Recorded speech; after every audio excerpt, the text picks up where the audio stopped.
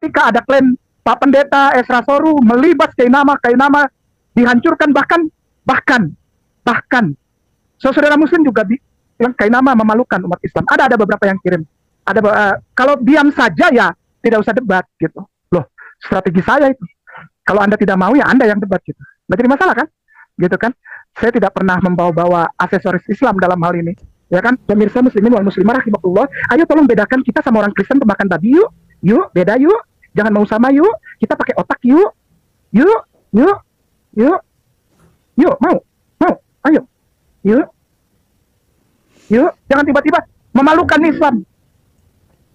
Paparanmu mana? Gitu. Kok bisa nggak maparkan kayak gini? Itu.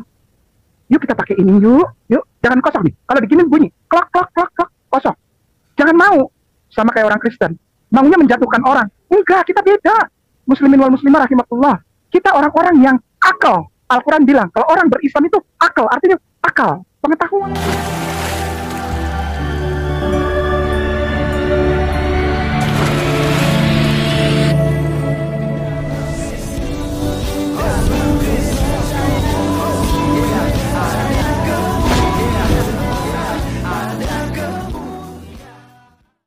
Salam Elechem Bisem Yeshua HaMashiach. Salam sejahtera dalam nama Tuhan Yesus Kristus untuk kita semua. Teman-teman sekalian, pada video kali ini kita akan menanggapi ocehan daripada Ustadz Kainama ya. Dimana teman-teman sekalian dia ini dihujat ya, dia dimarahi, dia diomelin oleh orang-orang Islam. Kenapa? Karena orang Islam menilai perdebatan dengan pendeta Esra Soru kemarin itu Ustaz Ahmad Kainama itu bapak belur dan memang tidak berkutik sama sekali dan bahkan tidak bisa ya berargumentasi gitu, selain daripada dia hanya memaparkan materinya yang tidak sesuai dengan tema. Setelah itu tidak lagi berkutik, bahkan dia ditanyakan saja dia bilang, kemana saja kamu masku, dari tadi di mana saja. Jadi artinya bahwa dia udah kalah telak. Dia tidak bisa lagi berargumentasi untuk menjelaskan tentang tuduhannya bahwa Yesus tidak disalib. Yesus disalib tapi Yesus tidak mati disalib. Tetapi dia sembuh karena sudah dilumuri dengan rempah-rempah oleh Om Nikodemus. Ya kan, itu adalah kajian daripada Ustaz Ahmad Kainama untuk menyesatkan banyak orang. Tetapi teman-teman sekalian berbeda. Ya, ketika pendeta Esra Soru sudah ngomong, pendeta Esra Soru tidak melayani itu. Kenapa? Karena itu bukan temanya. Kritik teks itu kan merujuk kepada homiletik, hermeneutik. Jadi tidak berbicara itu tema yang dibahas pada waktu itu. Jadi sehingga umat Islam kecewa besar-besaran dengan Ustaz Kainama. Dan mari kita mendengarkan klarifikasi daripada mantan lulusan Haifa sama mantan lulusan Haifa dan Leiden lah. Jadi kemudian di Vatikan juga, karena dia pernah ke Vatikan. Nah, oleh karenanya kita langsung saja menyimak videonya yang ada berikut ini. Yang ngomong kosong bilang sekolah di Haifa tuh siapa? S3 di Haifa tuh? Bangkai. Muslimin wal muslimah rahimakumullah, terutama yang nonton debat saya, baik di Surabaya maupun yang ada di YouTube channel ya Sofia. Saya tidak perlu dibela. Saya hanya mengatakan bahwa jika ada yang marah-marah, saya nggak pusing sama muslimah yang marah-marah, yang bilang Kainama memalukan Islam. Oh enggak lah, sejak awal Kainama tidak pernah mencari kemenangan melalui debat atau dialog bersama Pak Pendeta Esra Soru. Sekali lagi, Kainama tidak pernah pusing. Ada istilah menang atau kalah, enggak pusing Kainama. Sejak awal boleh dicek. Tidak, bukan masalah kalah menang, tidak. Pemirsa yang mulia, muslimin wal muslimah rahimakumullah. Jadi ketika ada klaim Pak Pendeta Esra Soru melibas Kainama dihancurkan, bahkan saudara Muslim juga bilang Kainama memalukan umat Islam. Ada beberapa yang kirim. Kalau diam saja ya tidak usah debat gitu. Loh, strategi saya itu. Kalau Anda tidak mau ya Anda yang debat gitu. Nggak jadi masalah kan? Gitu kan? Saya tidak pernah membawa-bawa aksesoris Islam dalam hal ini. Ya kan? Saya ingin menyampaikan bahwa pemahaman Islam terhadap penyaliban tidak ada. Apalagi kematian, kebangkitan. Karena Isa ibnu Maryam dimuliakan oleh Allah Subhanahu wa taala dan diangkat ke langit. Ya, Uranon, Uranon itu langit, bukan apa paradisos atau surga, bukan. Uranon, langit. Nah, itu yang saya ingin sampaikan. Jadi, ketika ada orang-orang yang bilang, memalukan kayak nama ya, itu menurut Anda. Kalau menurut gue sih asik-asik aja ya. Yang penting saya sudah berdakwah, karena tujuan saya kemarin itu ada memberikan porsi yang lebih besar untuk dakwah. Dan pemirsa muslimin wal muslimah rahimakumullah, ayo tolong bedakan kita sama orang Kristen pemakan babi yuk. Yuk, beda yuk. Jangan mau sama yuk. Kita pakai otak yuk. Yuk. Mau. Ayo. Yuk, jangan tiba-tiba memalukan Islam. Paparanmu mana? Gitu. Kok bisa nggak maparkan kayak gini? Itu. Yuk kita pakai ini yuk. Jangan kosong nih. Kalau begini bunyi, klak kosong. Jangan mau sama kayak orang Kristen. Maunya menjatuhkan orang. Enggak, kita beda. Muslimin wal muslimah rahimakumullah. Kita orang-orang yang akal. Al-Quran bilang kalau orang berislam itu akal, artinya akal, pengetahuan. Yuk, mau nggak? Ayo sama-sama yuk malam ini yuk. Saudaraku sayang, engkau hebatlah, muslim yang hebat engkau. Kayak namanya apa sih? Cuma mualaf aja, ya. Oke ya. Yohanes 19:39, Ustaz Tani. Syukran, mantap. Ustaz Tani kemarin udah cepat loh. Tapi nggak tahu ini kenapa ini ya. Apa otaknya umat Islam ada yang tertutup oleh Roh Kudus pada saat itu ya. Yuk kita pakai, yuk kita beda yuk. Mau nggak diajak sama Ustaz beda sama pemakan babi? Yuk jangan emosi. Ini pakai yuk. Yuk, yang mau kan? Yuk, yang mau aja ya. Yang nggak mau nggak apa-apa. Ya, yang nggak mau nggak apa-apa. Yang masih bilang Ustaz memalukan Islam, tidak bisa menjawab, dilibas, apa? Malam ini Ustaz ajak yuk, kita pakai otak yuk, kita belajar yuk. Dasar pengetahuan yuk, ilmiah yuk. Mau? Ayo. Yuk.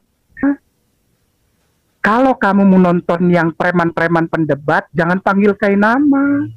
Panggil aja para preman-preman pendebat Muslim itu. Ya, yang menyentak-nyentak orang Kristen, menghakimi orang Kristen, panggil mereka suruh debat. Kalau kayak nama enggak. Kenapa? Kayak nama ajak untuk kasih lihat orang Muslim tuh bermartabat, ya, dan menggunakan knowledge itu, ngerti? Oke, pemirsa, muslimin wal muslimah, yuk jadi pinter yuk, jangan mau terpengaruh jadi on. Ya, mengedepankan emosi ke laut kalau kayak gitu. Ya, baca, makanya sering membaca. Jangan cuma kritik. Baca buku lu kagak. Baca-baca ilmu pengetahuan lu kagak. Ya, nggak pernah baca. Saudaraku sayang, muslimin wal muslimah rahimakumullah, kan kita bukan bani buta huruf ya. Kita kan nggak buta huruf ya. Jangan mau sama seperti orang buta huruf yang suka tafsir baling-baling, tau nggak? Tafsir helikopter. Orang Kristen tuh tafsirnya helikopter. Lalu bilang saya tafsir. Tidak. Oke teman-teman sekalian, itulah klarifikasi daripada Ustadz Ahmad Kainama atau biasa dipanggil dengan Bang Kei. Bang Kei ya. Bang Kei.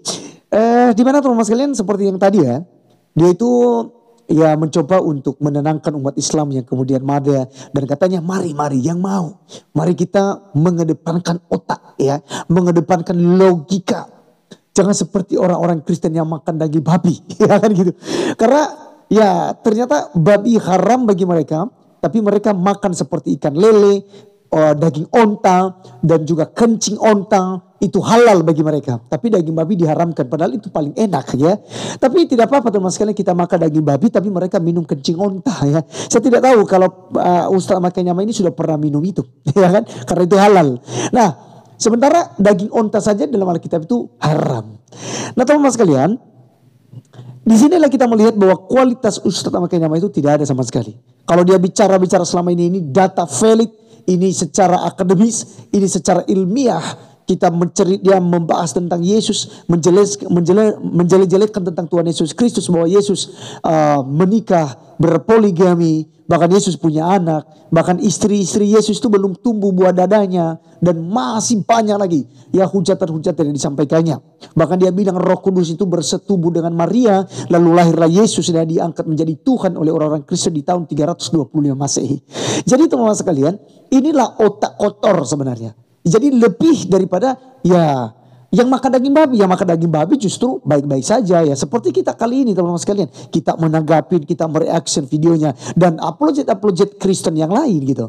Dengan kepala dingin kita menjawab mereka. Kenapa? Karena Alkitab bisa menjawab dirinya sendiri tanpa harus mengutip Al-Quran dan lain sebagainya. Tidak ya, beda dengan mereka. Kalau mereka tidak menjelek-jelekan Alkitab, maka Alkitab mereka tidak benar. Ya seperti misalnya surat An-Nisa 157. Wa ma qatabuhu wa ma sulabuhu. Mereka tidak membunuh dan tidak menyalibnya. Ya, jadi ini kan bertentangan dengan apa yang ditulis di dalam Alkitab dan juga sejarah ya tentang penyaliban Yesus Kristus itu sendiri. Itu sebabnya kan pendeta Ezra Sorum menanyakan, ya kita bicara tentang historical Jesus. Apakah memang dia benar-benar disalib, mati dan bangkit pada hari yang ketiga. Tapi justru Ustadz Ahmad Kainama membawa ke ranah hermeneutik, ya, ilmu tafsir ayat per ayat. Lalu dia benturkan sekarang ada kontradiksi.